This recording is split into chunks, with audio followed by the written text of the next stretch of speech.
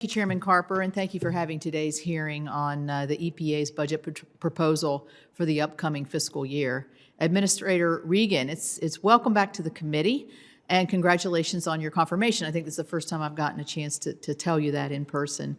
I greatly appreciated your commitment throughout the nomination process to regular and transparent communication with Congress, and your presence here today is a testament to that commitment, so thank you.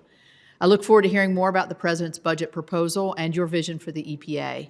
We all want a government that serves the American people and is receptive to their needs. While we work together to develop bipartisan legislation and policies through regular order, we increase our chances of achieving that goal. I want to thank Chairman Carper for following that approach to developing a drinking water and wastewater infrastructure bill that is on the floor this week. We're all excited about that in this committee, aren't we? Yes. Administrator Regan, I thank you and your team for their technical assistance to our committee staff in developing this bill. It's been absolutely critical.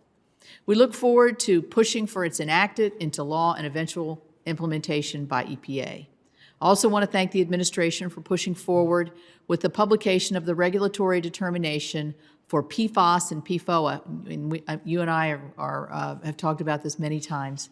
Under the Safe Drinking Water Act, following my letter that I wrote to Chief of Staff Ron Klain. Setting drinking water standards that follow the regulatory process is another example of an area where there is bipartisan agreement.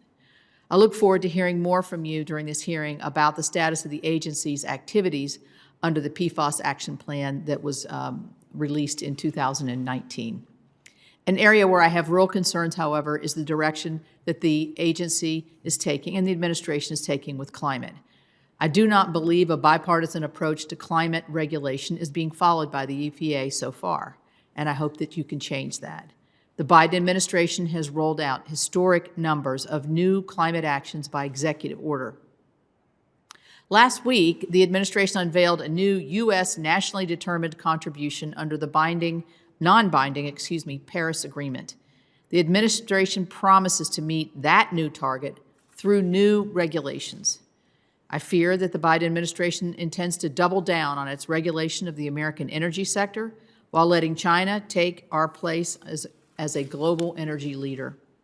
The budget proposal we are discussing today, unfortunately limited in its detail, calls for $14 billion more dollars to be spent on climate across almost every agency. EPA's overall, that's the entire President's budget, EPA's overall budget would grow by 20%, and the chairman's talked about that. Part of that requested increase is to fund implementation of climate regulations under the Clean Air Act. I am concerned this request signals a desire to reimpose overreaching climate regulations. We want to get to the same place here, I think all of us do, in terms of clean air and less emissions. West Virginia saw the effects of aggressive climate regulations combined with difficult economic conditions during the Obama administration. I don't want to repeat that history as we come out of this pandemic.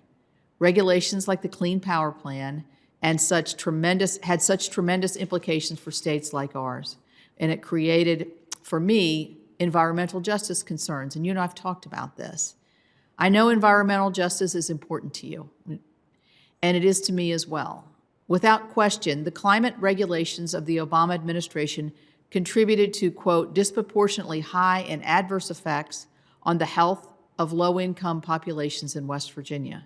The economic decline since 2008 in some parts of my state is shocking.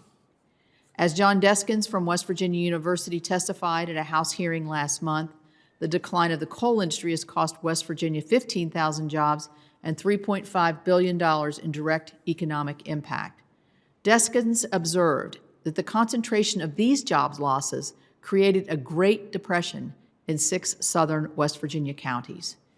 Economic decline has left behind a cycle of drug abuse, poverty, despair, and health implications. I think sometimes we struggle to define environmental justice, what it is and what it is not. Executive Order 12898 on environmental justice was signed by President Clinton in 1994. It has been implemented by Democrat and Republican presidents. I think it offers a perspective on environmental justice that we could all agree with. The executive order tasks the EPA and other agencies with, quote, identifying and addressing as appropriate, disproportionately high and adverse human health or environmental effects of its programs, policies, and activities on minority populations and low-income populations.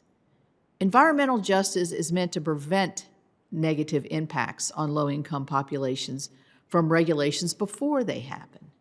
Environmental justice for West Virginia means recognizing that some regulations can harm communities, and in making a decision not to enter a regulation would be maybe the better path. I look forward to discussing with you how we can work together.